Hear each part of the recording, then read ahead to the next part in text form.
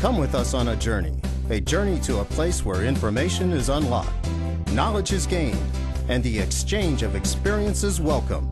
This is the Knowledge Exchange, presented by Lakeland Community College.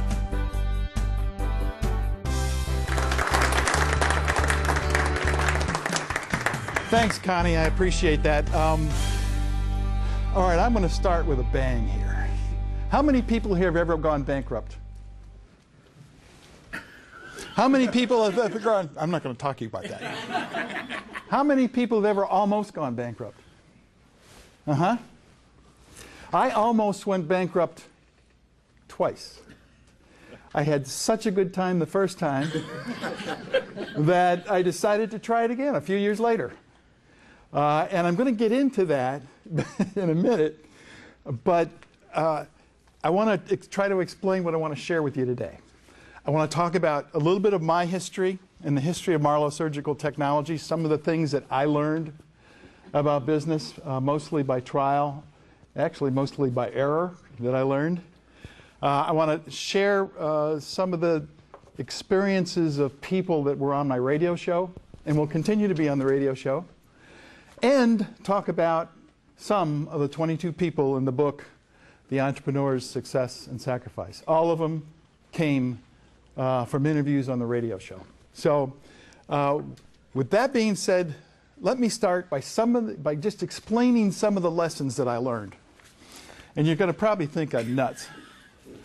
But the first lesson I learned was relationships really do matter. We all network. We all talk to influential people. But if you make a relationship with somebody, it really matters. The first time I almost went bankrupt, I needed $100,000 in a week. I needed it for, and I didn't have it, by the way. I needed it for accounts payable, inventory, rent, payroll, and all that kind of stuff. And my $2 million loan from the bank was maxed out. Anybody been in that position? It was maxed out. And I had a stockholder. His name was Dr. Stanley Pollock. And Scott, my brother's over here, he's just kind of smiling because, hi Jerry, hi Kathy. He's kind of smiling because he knows Dr. Pollock really well. Our wives know him very well. He's an OBGYN doctor, head of the Department of Obstetrics and Gynecology at Hillcrest Hospital at the time. Stanley liked us. He invested in the company. He was took a small equity position. But I would talk to him every month. I would send him all our financial statements every month, tell him the good, the bad, and the ugly of what was going on with Marlow Surgical Technologies. And one day he called me and he said, "You don't sound very good." You doctors are all this way, by the way, man. "You don't sound very good." And I said, "Well, it's a rough day. I just found out I needed $100,000 by Tuesday or whatever it was." And he said, "Let's get together for lunch." And so I talked to Stanley at lunch. Anybody remember the old Cafe Brio on Mayfield Road in Mayfield Heights? Wow. We got together for lunch there. And Stanley again said, "What's wrong?" And I explained it. And we got to the point where he said, "You need $100,000. And I thought, he's going to give it to me. No. But he said he'd come over the next day. And he did. He came over the next day to my office, and he came in and closed the doors. And he pulled out his checkbook and wrote me a check for $100,000. No agreement, no strings attached. Wasn't for equity. It just helped me get through this time. And he said to me, "Pay me back when you can." And I still get choked up by that. All entrepreneurs probably get choked up by things that have happened. But he said, "Pay me back when you can." And boy, did I need that money. But he also said a second thing. He said, "Don't cash the check till tomorrow."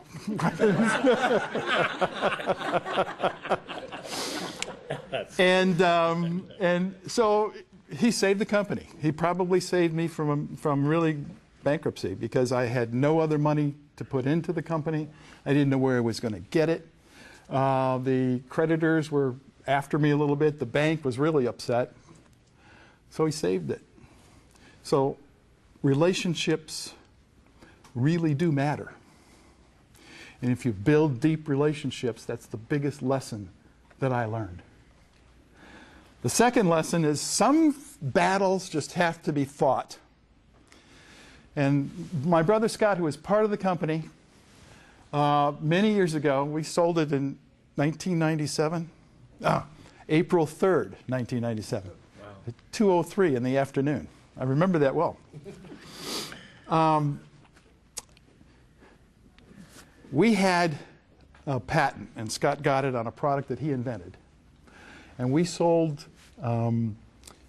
surgical instruments, and he came up with the idea of having a disposable scissor on the end of a reusable stainless steel handle.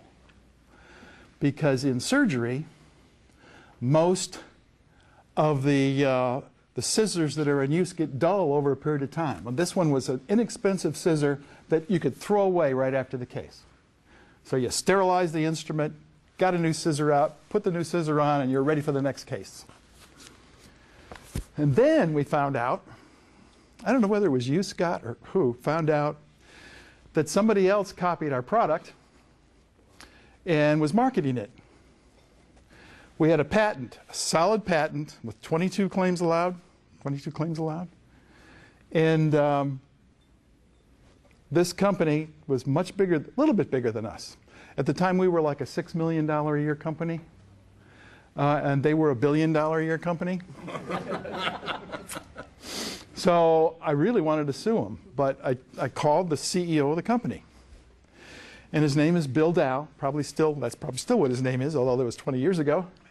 Bill was a graduate of the Naval Academy, smart guy, nice guy.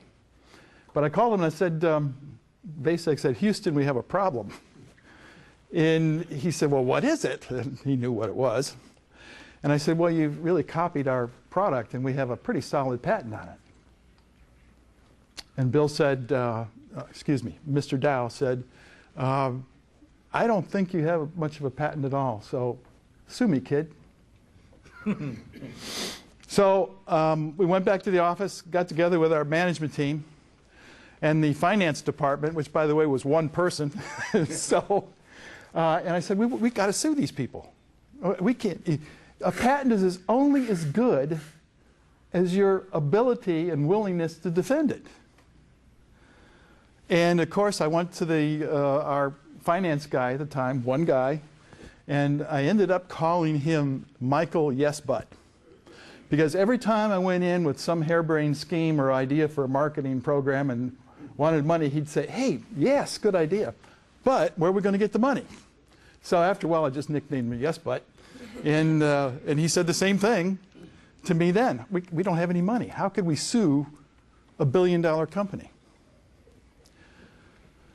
So we went to the law firm that did the patent called Thompson, Hine, and Flory at the time. Now it's Thompson, Hine. I don't know whatever happened to poor Mr. Flory, but he's gone. And who is a friend of Scott's.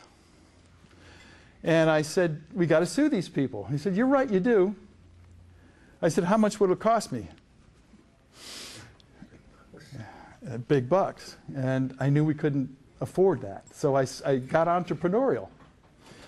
And I said, what if I paid you $1,000 a month for the rest of my life? Would you take this case? And he said he would. Do you remember that? I do not. Yeah, he said he would. Wow. So we sued him. We sued the company in federal court in Cleveland, Ohio. And I wasn't there, but our attorney was there. His name was Ted Lenish, a fantastic patent attorney. I don't know whether he's retired now or whatever, but he was there, and he called after the hearing, the first hearing, and he said, well, I think things went well, but they sent in like 3 attorneys from the most prestigious intellectual property firm in Boston on the East Coast. And that's when I said, Ted, we can't go through with this. Emotionally, I can't handle it. I've had enough stuff happen. Scud missiles come in every day. We can't go through with it. He said, just wait a while. Let's let things cool down and see what happens. And about a month or 6 weeks later, this was 20 years ago, so I can't remember all the details. Remember Mr. Bill Dow, the CEO of Decnatel, the company that copied our product? He calls me. And first of all, he called me Kip, so I knew I had him, you know. Because before it was Mr. Marlow and Mr. Dow. I said, yes, Bill, what do you want to talk about? And he said, well, you know how this goes. Roger, you've been through this. He said, well, you know, there's no need for both of us to spend all this money on a lawsuit. It's really kind of ridiculous and a waste. Let's settle. And I loved every minute of it. It was the greatest moment of my life up to that time. We ended up settling.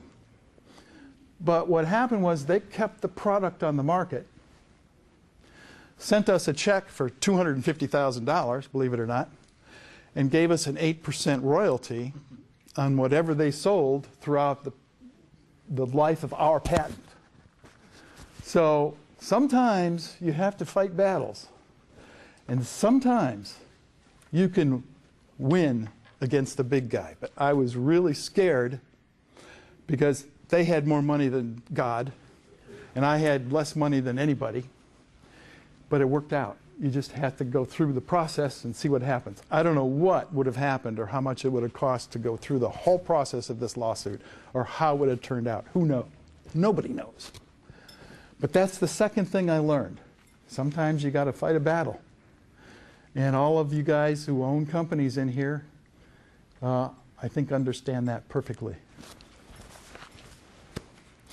Next, the third thing I've learned running a company is the worst thing that can happen to you can be the best. Has anybody here ever gotten fired? Huh? You're laughing over there. You don't want to put your hand up, do you? Well, we had this company before we got proprietary products and patented products. We were just a distributor of everybody else's product. And one product line called the Eater Instrument Company out of Chicago, Illinois, was 80% of our revenues, 80% of our gross profit, and they got sold. And they sold it to another big company. And I thought, well, we'll just continue to go on. Wrong. We got fired. So we really had to scramble. And it was Scott and I and a couple other guys. We just got together and said, let's find our own products. We'll find a way to get this done. And we did. We ended up with 8 patents. One on the surgical scissor. And it worked really well. If I hadn't have gotten fired, I probably wouldn't have been able to build that much value in the company because there would be no patents. There'd just be customer list. So I am happy I did that. Now, I want to talk to you about some of those 22 entrepreneurs in the book, including this guy. I learned quite a few things from them. And what I learned was you don't have to have a Harvard MBA to start a company. And you don't have to have a lot of money. Isn't that right, Nyan? You don't have to have a Harvard MBA. So many people think they've got to have a great education. Pardon me, Dr. Beveridge, but some people think they've got to have a great education and lots of money to start a company. You don't. Most of the guys in my book, and girls, didn't have any money to start with. And they weren't exactly, you know, Yale University graduates. Anybody here go to Yale? So that's the second time I've said Yale, and I'm not sure I offended too many people here. But that's the biggest thing I learned. But there's so much more that I learned. I learned more by talking to the people on the radio show and re-interviewing them for the book than I learned running a company. And I want to talk about a few of the people from the book. And by the way, they came from all walks of life. Some people had ADD. Some people were panic attack victims. Some of them had PhDs. One of them had a PhD. One didn't even get out of high school. And I want to talk about some of these people because they're all successful in their own way.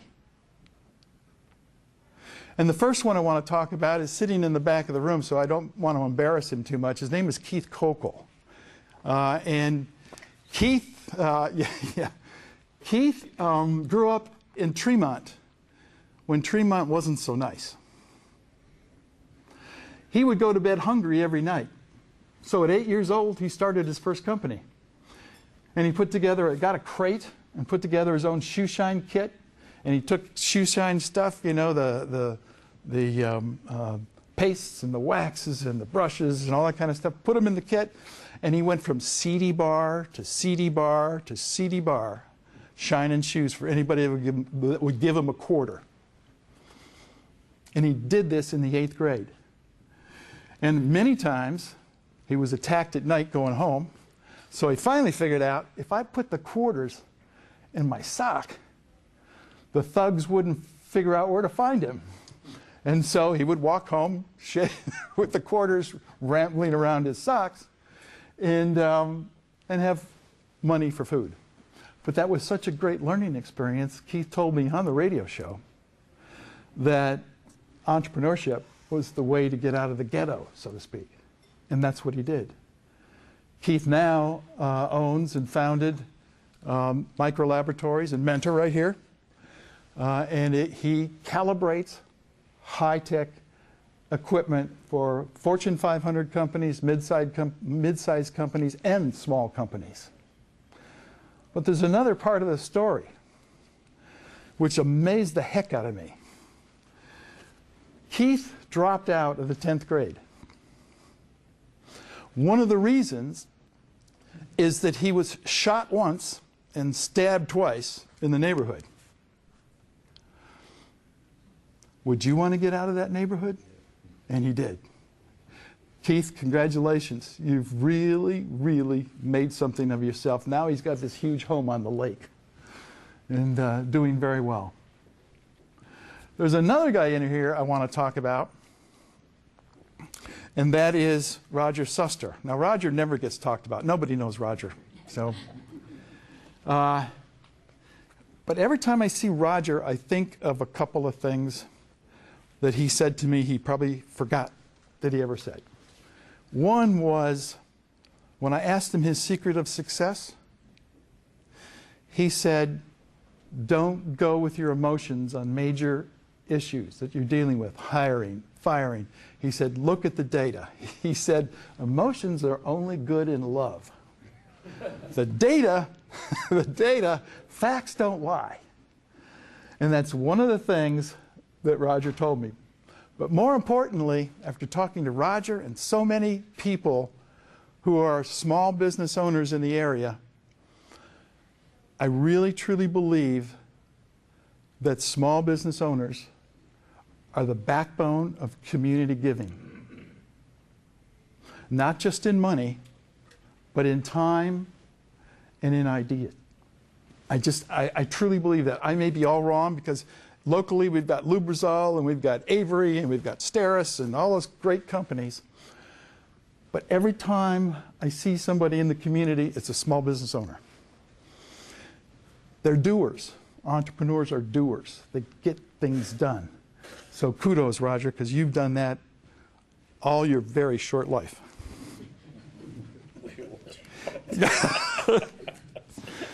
Okay, where am I? We okay time-wise? Where's everybody? Okay. I mentioned earlier that none of them had any money when started the companies. I think Roger had $3,000 to start his company or to buy a company. Borrowed it. He borrowed the $3,000. Put it right. Okay. My dad co-signed. Did you hear that? How old were you? 26. 26 years old. Borrowed the $3,000. His father co-signed for it. So, you know, Andrea, I don't know, or I'm sorry, Angela, I don't know. I don't think you had much money to start your company either. And Angela was in the book. Sweat equity, yes. You bootstrapped it. Everybody know what bootstrapping means? Most of you do? Bootstrapping is just you find a way. You don't borrow any money, you know. Or, a good idea, is to go to the 3 F's. Does everybody know what the 3 F's are? Friends, fools, and family. And I hit them all. Mario Jurczyk, who's in the book and has a company in Menor, is only 28 years old, started his company with $700 right out of college. And I asked him one time, I said, how the heck did you find $700 coming right out of college? But that's the way he started his company. Diana Richards in the book. Everybody know Diana Richards? You do, don't you? Yeah. Great entrepreneur. At 50 years old, she was divorced, jobless, and virtually homeless. But she had this idea for Vacuum Systems International to start this company. She started it in a warehouse in Independence. She slept on a cot in the warehouse. She had a bathroom with no shower. And she went next door to Bally's, and without charging her, they were nice enough to let her use the facilities. Now that company's a $20 million a year company, growing like crazy. She's done a wonderful job with it. Instead of having no houses, virtually homeless, she's got 6 now. So she's doing pretty well. Great lady, tough beginning. 50 years old, just divorced, sleeping on a cot in a warehouse. Not an easy way to start. Most of the entrepreneurs that I know had their, this poor guy back here is trying to follow me around, so they had their moments of destiny. You know what I mean? Anybody know what that means? Rick? It would be the aha moment when you Get the idea? Sometimes it's a moment of destiny is getting fired and having no choice but to do something that's unique and different.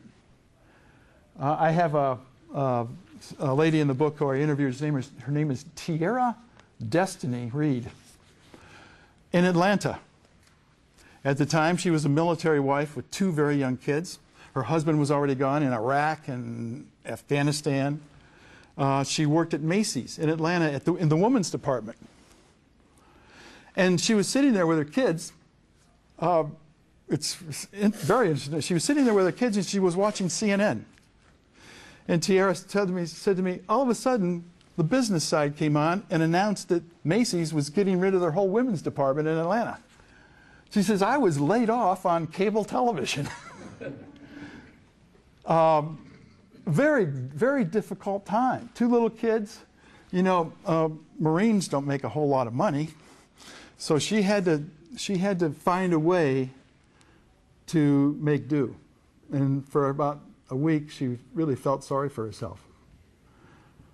But then she said to me, she said, being laid off was the door that opened wide. So she started her own women's department, a boutique shop, then started another one, then started another one, then started, she was so successful, never borrowed anything. Her first equipment she bought on eBay, and what she didn't use, she resold and got more for what she didn't use than what she paid for in the first place. Smart lady. She sold all her companies. She's been in Oprah Magazine. She's been on Fox Business in Atlanta. That's tough to do because it's like drinking Pepsi in Atlanta. You don't go on Fox. So now, and she's only 32 years old, I think. So she's done, that being laid off, that moment of destiny, was the door that opened wide. Now there's a bunch of stories here. Another moment of destiny. Anybody here heard of the company called Steris?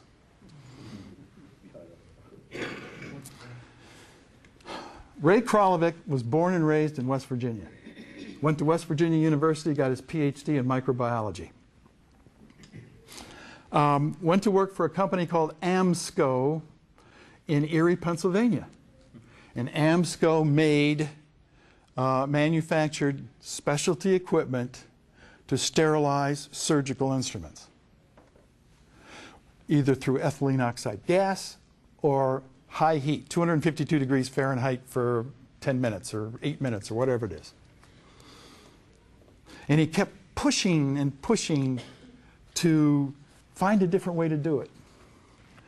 And his bosses kept saying, get out of here, get out of here. Have any of you been familiar with the term colonoscopy? Well, to be very frank and honest, in the 80s, colonoscopes were not sterilized. They couldn't be sterilized. They were too fragile. So they cleaned them and they disinfected them. Until Ray came along. And he came up with this idea, little magic dust and magic potion, to be able to put colonoscopes into a machine, pour the magic potion in, and voila, they're sterile. Those colonoscopes are actually sterile. But they kept pushing this idea to the bosses at AMSCO, and finally he pushed so hard he did it at a company picnic. Wrong idea. Have anybody here been fired at a company picnic? Ray was. So he wasn't feeling too good because at the time I think he had 2 kids and obviously and a wife. And so he would come to Mentor and work on his project with a partner. His partner's name was Ed Schneider. And they worked together and worked together. And I think they finally got some seed money from Primus Venture Partners in Cleveland and developed a product. And a few years later, it's out on the market. Without Ray Kralovic being fired, that moment of destiny, I don't think colonoscopes today would be sterile. He changed the way that little corner of the world works. And, by the way, started a company with 5,000 employees today, $3 billion a year in business. Not too shabby. That moment of destiny was good. Getting fired for Ray was good. And if you've ever been at his house out in Hamden Township, it was very good. So Ray is a fascinating guy, and it's a true story about that moment of destiny. And I'm bringing that up because if you talk to your students, talk to them about that moment of destiny because they've got to recognize it. We had another guy in the book named Jason Kinsler, started Pitch Engine, always wanted to have an internet press release company that helped brand products. But there was one problem. He couldn't start it. He was, by the way, he was a newscaster in Lander, Wyoming, of all places. A town of 7,000 people. He was a newscaster. But Jason was on the show, and he shared with us the story that his wife, Jasmine, wonderful lady, at the time, they were just married, and he said, I got to start this company. I got to do it, but I don't have any money. And I think she said, it will happen when you'll notice it, or something like that. I can't remember what it was. So the company sent him and Jasmine to Las Vegas from Lander, Wyoming, and to a convention. And he was working the slot machines, and he won $4,000. Guess what? Jasmine said, I think your moment of destiny is here. So he called his software guy, one of his favorite software guys, started the company. He started it in the worst period of time, 2008. And now the rest is history. He has about 50,000 customers, including me, paying $39 a month using his product. Do the math. That's over a $20 million company. Just because he recognized that moment of destiny. And I want to tell you another story about somebody you guys know, Mario Jersic. I don't know if you know this, Mario started his company right here, right at Lakeland Community College. And his moment of destiny was he was helping another friend in the computer lab write a resume. And he saw these hard drives being on a cart being sent down somewhere. And he said, where are these going? So the purchasing agent is going to take care of them, get rid of them, or they're old and all that kind of stuff. And Mario knew that they better be cleaned of all personal data and stuff like that. And so he said, show me where it's going. So he went down to the purchasing agent's office, and he was wearing, by the way, he was wearing saddle shoes, Bermuda shorts, and a pizza-stained T-shirt. And he went to the purchasing agent and he said, I'd like to have a shot at getting rid of these computers for you. And the guy looked at him like, are you nuts? You know, just wasn't going to work. And then Mario, at 21 years old, said, I can't start my company without you. That's a pretty bold thing to say to somebody you just met and you got a pizza-stained T-shirt. But the guy liked him. And that started Secure Asset Disposition Services, ITADS. Today, Mario does many millions of dollars a year. And one of his secrets to success is surrounding himself with other entrepreneurs and just picking their brains. In this situation, what do you do? In that situation, what do you do? And now, last year, Mario was everybody heard of Steve Case, AOL? Steve Case started this Impact group where he has the top 100 entrepreneurs under 30 in the country. Mario is now in the top 100 in the country. And he was just Lakeland Community College. And he was just appointed or elected to that position again in 2014. Last year, they were celebrated at the White House. I don't know where he's going this year. I don't know if you can beat that. Kremlin? You know, I don't know. I don't know where you can beat that. One other guy. I'm sorry, I've got to tell you about this in the book. You guys will think I'm nuts. He's nuts. Scott Marincek. Have you ever heard of Scott Marincek? You know him, don't you? At 19 years old, Scott was going to Lakeland Community College. Everybody goes to Lakeland Community College. Thank God. It was really so interesting. He was on the radio show, and he was 19 years old, and he said he worked for a chemical company part-time to pay for his school. And he would mix chemicals that were used in commercial cleaning places, but he mixed them so that they were green and they were safe, because he didn't think the chemicals that he was mixing before were very safe. So his laboratory was very sophisticated. It was his mother's kitchen. And he was putting the sauce that he had, the magic sauce he had, into a blender, his mother's blender. And one day, the blender blew up. And this green slime went all over the kitchen. It was on the ceiling fan. It was on the walls. Mom was not a happy camper. But when he cleaned it up, he found the formula. It worked perfectly. And that became a company called Solvol that now does $185 million a year in business.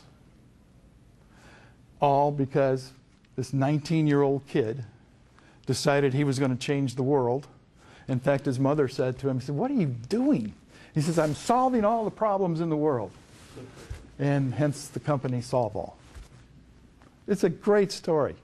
Now, like many entrepreneurs, like Roger and many others, he gives back. He gives a lot of money to a foundation, and he's always doing something for his communities. He's got an office in Mentor, office in San Diego, office in Panama. That's who we are. Scott Marincek I had never heard of. until somebody said, you ought to have him on his radio show, on your radio show. I said, who the heck is he? Well, it was a great story, and he's the second chapter in the book. The first chapter is mine. Now I'm really supposed to talk about my 5 secrets of success. You taking notes, Wayne? Yeah. Wow. Fantastic. I know if I call you for 100,000. Not going to work. I already gave it away. I have a boneyard of investments, as a matter of fact. 5 secrets to success. If anybody who's a relative or somebody that wants to be an entrepreneur, first of all, buy the book, because that's good.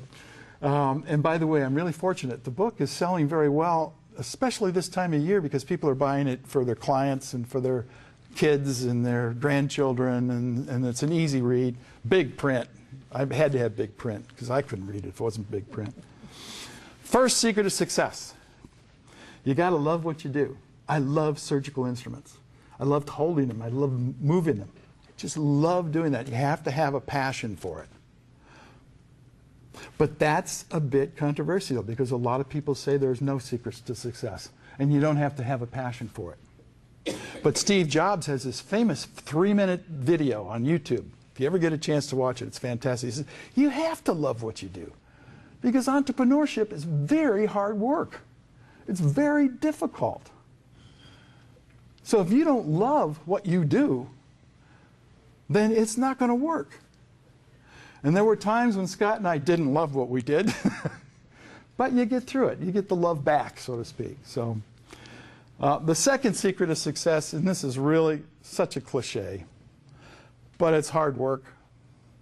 When you become an entrepreneur, you think about it all the time. I remember taking the kids to Little League games and even coaching Little League games, and I'm not thinking about the game. I'm thinking about the next problem to be solved with the company. I'm thinking about the next Scud missile that's going to come in across the desk, because it does happen. And you're going to think about it 24 hours a day, 7 days a week, 365 days a year. That's just what it is. But if you do that hard work, the rewards are incredible, not only for yourself, but for your family and for your stockholders and for the people within your company. They're incredibly beneficial to you. My third secret of success is the Sustar thing. Trust your instincts. Remember the old Ronald Reagan thing, you know, trust but verify, with the old Soviet Union? Well, it's the same with us. You know, trust your instincts, but look at the data. Emotions are only good in love. Facts do not lie.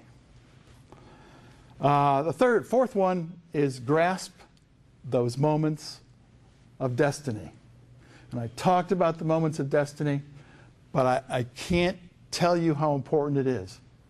I had a gentleman on the show one time. I didn't put him in the book. His name is Jim Stovall. Defensive tackle, All-American from the University of Oklahoma. Great guy. At the age of 20, he was headed to the NFL. He was going to be drafted. And at the age of 21, he went blind. Don't know why, don't know what happened, but he went blind. And he said on the radio show, he said, you know, the NFL doesn't really have much room for a blind defensive tackle. So he had to figure something out. And what he figured out was he sat home for a couple of weeks, really depressed. He didn't know what the heck he was going to do. But he did have a moment of destiny. He says, I'm going to go to the mailbox. I'm going to find a way to get to my mailbox. 66 feet, as a matter of fact, to the mailbox. Got his cane, he got out the mailbox, got his mail, went back in, and he said, if I can do that, I can do everything. So what he did was start the narrative television network for the blind, wrote 7 books, speaks at TED Talks every month. The guy is brilliant. He's just found a new career. And being blind wasn't at all an issue, because you can still write books. There's so many things that you can do. So that was his moment of destiny, that 66 feet to the mailbox. he realized, by golly, if I can do that, I can do anything. Last but not least, everybody that I know that's an entrepreneur is a continuous learner. I always ask people, what book is on your book stand or your nightstand? And most of them, have something like Good to Great by Jim Collins or the latest marketing book or something like that. They're all learning. John Wooden was a famous basketball coach, I think at UCLA. I won 10 championships. And he said, what's your secret to success? He said, I learned, how do I put this? Hang on a minute. It's what you learn after you know it all that counts. And that is so true. I retired for 6 years. When I came back into the business world, just in 6 years, it was totally different. The velocity of business was faster. You had this thing called email and a cell phone. It was totally different. The rules have changed. The regulations have changed. So you've got to keep up on it. So any successful entrepreneur needs to keep up on it and continuously learn. I hope you like this. If you buy the book and you like the book, tell all your friends and relatives. If you don't like what I've said today, or you don't like the book, keep your opinions to yourself. Thank you.